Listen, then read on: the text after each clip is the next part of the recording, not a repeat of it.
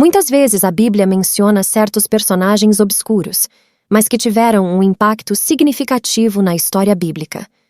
Naamá se enquadra nesta definição.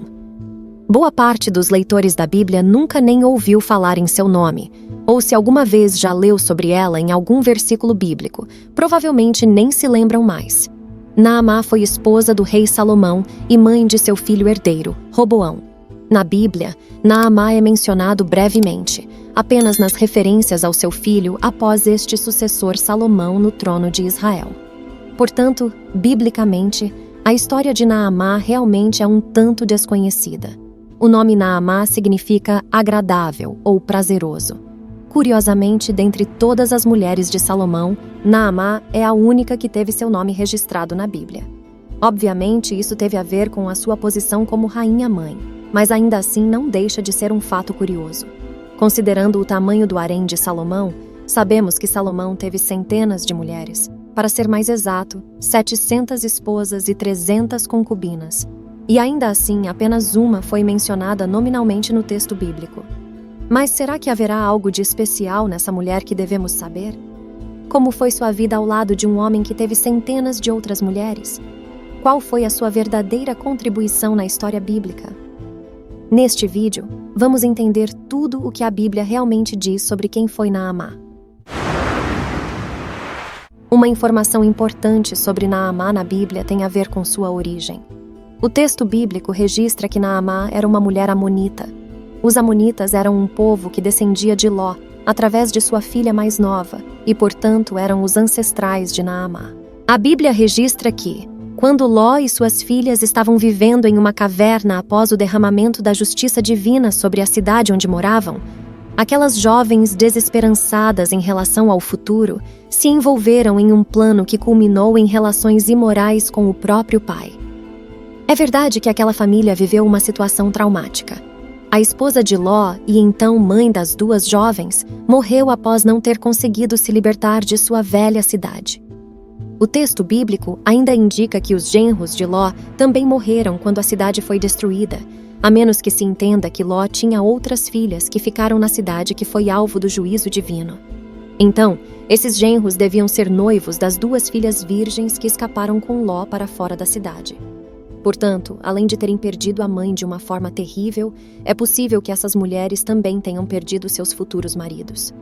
Mas isso, obviamente, não justifica o injustificável quando tomaram a decisão de estabelecer uma descendência a partir do próprio pai. Parece que as filhas de Ló pensaram que não havia restado mais ninguém no mundo.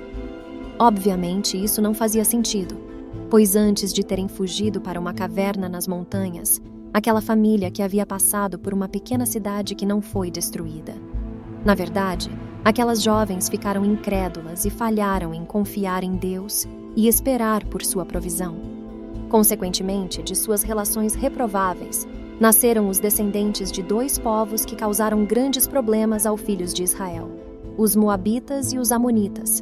Inclusive, esses dois povos irmãos se uniram no tempo de Moisés para fazerem os israelitas pecarem contra Deus, envolvendo-os em suas imoralidades.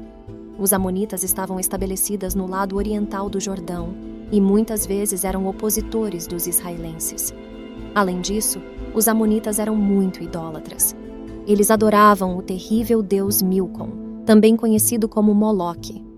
O culto a essa divindade envolvia práticas indescritivelmente imorais e contava com um tipo de ritual que, para muitos estudiosos, envolvia sacrifícios humanos, sobretudo infantis.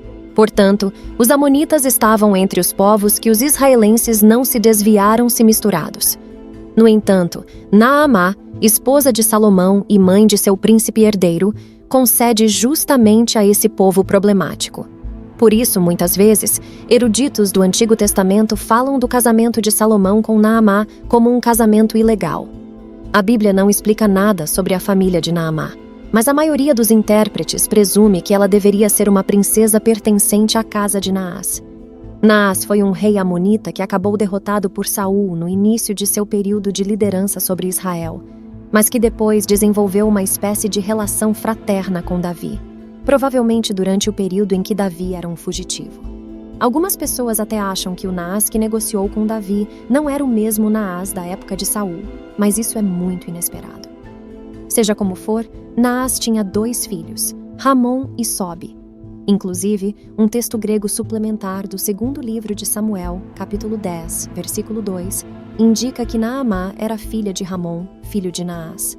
Porém, considerando que Naás foi hostil com Davi quando este tentou consolá-lo pela morte de Naás, alguns curiosos descobriram que talvez Naamá fosse filha de Sobe, que, ao contrário de seu irmão Ramon, foi amigável com Davi durante sua fuga, no contexto da rebelião de Absalão.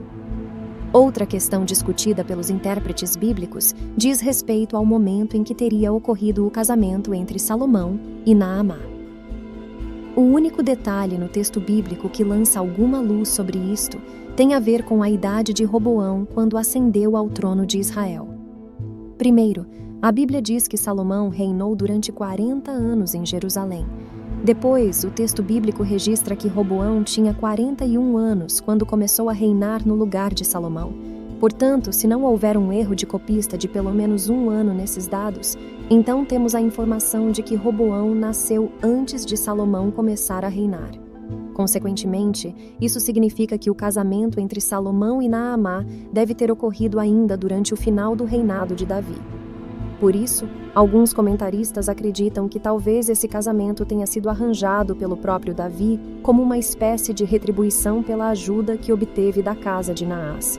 Isso, inclusive, levanta a forte possibilidade de que Naamá possa ter sido a primeira das 700 esposas de Salomão. Mas é impossível ter certeza disso. De qualquer forma, determinar o tipo de mulher que ela foi para Salomão é uma tarefa demasiadamente complicada, simplesmente porque a Bíblia não fornece nenhuma informação a respeito do caráter de Naamá.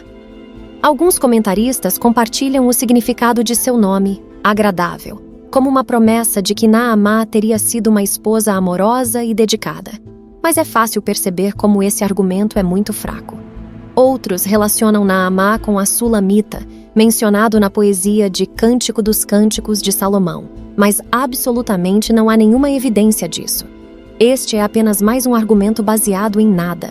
Há também aqueles que afirmam que Naamá teria sido uma pessoa justa, recorrendo à literatura rabínica.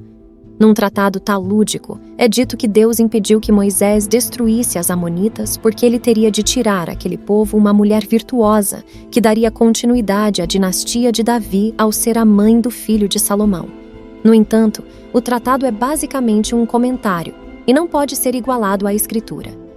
Tem gente que descreve Naamá como uma esposa sábia e muito prudente, como uma mãe exemplar para Roboão, mas a verdade é que nem mesmo sabemos se ela sobreviveu ao parto de seu filho. O que de fato a Bíblia diz sobre Naamá é que ela era uma mulher amonita com quem Salomão se casou. Porém, a Bíblia também diz que as esposas estrangeiras de Salomão, dentre as quais eram mulheres amonitas, foram responsáveis por corromper o seu coração e afastá-lo do Senhor, fazendo-o abraçar a idolatria. Nesse sentido, o texto bíblico menciona que Salomão chegou a seguir a Moloque e construiu um altar dedicado a ele para agradar suas esposas idólatras. Não podemos saber se Naamá estava entre as mulheres amonitas que se beneficiavam da idolatria em Israel. Contudo, mais tarde, seu filho Roboão fez aquilo que era mal perante o Senhor e propagou uma idolatria abominável em Judá. Para alguns, esse comportamento de Roboão pode ser um indicativo de que ele não teve boas referências nem de seu pai Salomão, nem de sua mãe. Além disso, muitos intérpretes compartilham que Naamá parece ser mencionado de forma negativa no texto bíblico, já que em todas as menções a ela fica claro que a mãe do rei que mudou a divisão em Israel era uma mulher amonita. Antes disso, sabemos que Ruth, uma mulher moabita e, portanto, pertencente a um povo tão detestável quanto as amonitas, foi alcançada pela graça de Deus e contada como parte da comunidade da aliança, tornando-se ancestral do próprio Salomão. A mesma coisa poderia ter acontecido com Naamá. Sim, é claro que Naamá poderia ser uma exceção entre as esposas idólatras de Salomão, mas não há como saber. No caso de Ruth, a Bíblia registra detalhadamente a forma como ela abraçou a fé no Deus de Israel, mas sobre Naamá nada é dito nesse sentido. Mas apesar de tudo, Roboão, o filho de Naamá, foi incluído na genealogia de Jesus no Novo Testamento, de modo que nada disso jamais esteve fora do controle soberano de Deus, e as debilidades humanas não foram capazes de frustrar seus atos redentores ao longo da história. Por fim, há também antigas lendas medievais que se tornaram populares nos ramos místicos do judaísmo, que mencionam de forma fantasiosa o relacionamento entre Salomão e Naamá. Em uma dessas lendas, por exemplo, é dito que Salomão teria conhecido Naamá enquanto trabalhava como um plebeu para o rei Amonita, que era o pai da moça. E nesse período, como plebeu, Salomão teria sido enganado por um demônio e perdeu o seu trono. No entanto, esse tipo de relato não passa de uma lenda e, obviamente, não merece qualquer consideração. Por mais que tenhamos curiosidades a respeito de alguns personagens da Bíblia, como a própria Naamá, muitas vezes precisamos aprender a nos calar diante do silêncio bíblico. Agora, conte nos comentários se você já sabia quem foi Naamá. E não esqueça de se inscrever no canal e deixar seu like, que Deus vos abençoe.